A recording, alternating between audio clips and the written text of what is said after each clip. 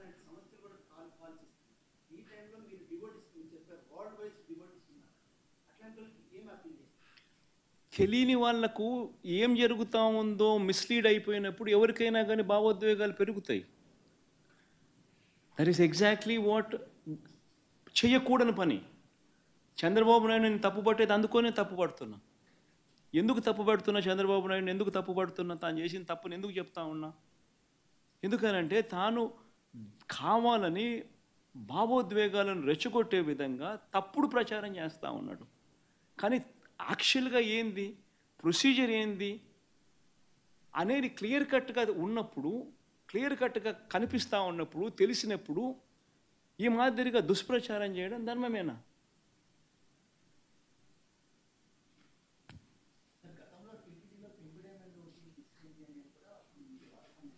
రమేష్,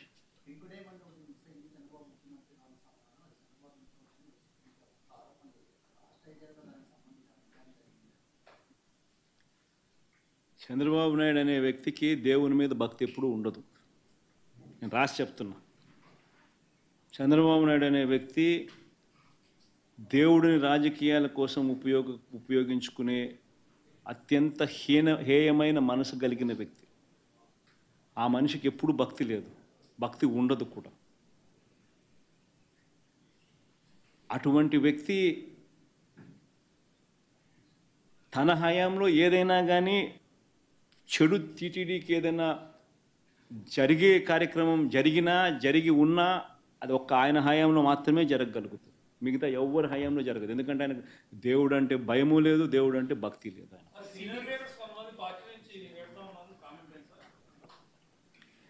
ఎవరు పోతా ఉన్నారమ్మా? యా సీనియర్ లీడర్ పోతా ఉన్నాడు. ఏమవుతుంది? నీళ్ళు ఏమవుతుంది? ఇంకోరు వస్తారు. దుర్గా, అల్టిమేట్గా ఒకటి గుర్తుపెట్టుకోవాల్సింది ఏంటంటే దుర్గా, ఎప్పుడైనా కూడా ఒకటి గుర్తుపెట్టుకో, లీడర్ అనేవాడు ప్రజల నుంచి పుడతాడు. మీ అందరూ గుర్తుపెట్టుకునే మాట నేను చెప్తున్నా. లీడర్ ఎప్పుడు ప్రజల నుంచి పుడతాడు. యాంటీ ఇన్కంబెన్సీ అన్నది ఏదైతే ఉందో,